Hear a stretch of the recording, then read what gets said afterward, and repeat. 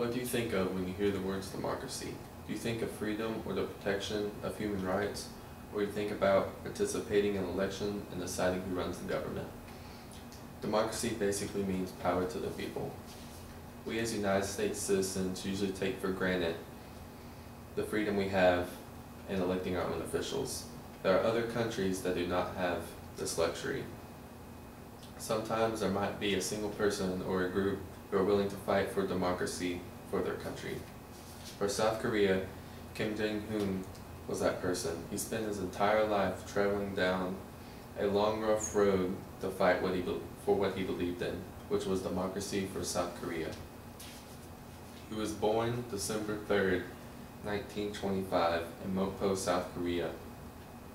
He never attended college, but right after graduation, he began working at a shipment company, which he eventually began running. And in 1954, he became interested in politics, primarily because South Korea was starting to become more like a dictatorship.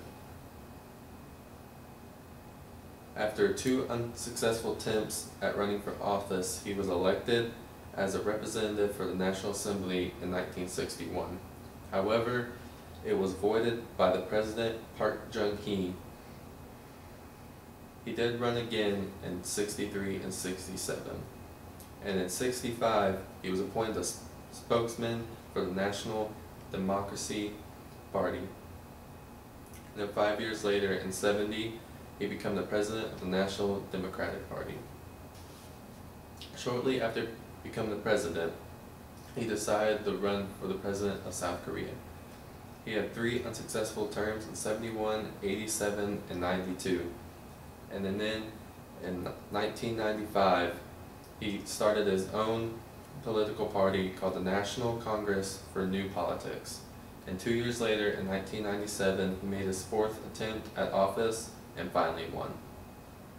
He had to leave in 2003 after only serving 1 term as president of South Korea because of electoral rules preventing him from running for a 2nd term. It did not come with any bumps in the road though. In 1973, he was kidnapped by Korean CIA agents in his hotel in Tokyo for leading campaigns against the current president. He led campaigns because the president was trying to have presidential power for life. But the United States and Japan both got involved and he was released after a week of being held. And in 1976, he was arrested and sentenced to 5 years in prison for investigating a pro-democratic demonstration.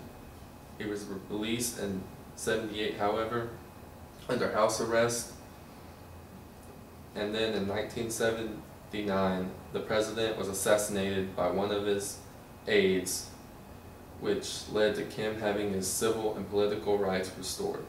However, this only lasted until May 1980, when the general seized power after the assassination, and he charged Kim with treason and was sentenced to death. Once again, the United States intervened, and the sentence was only to 20 years.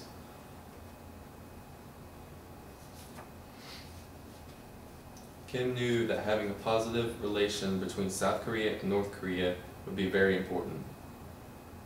After he became president, he successfully implemented the Sunshine Policy.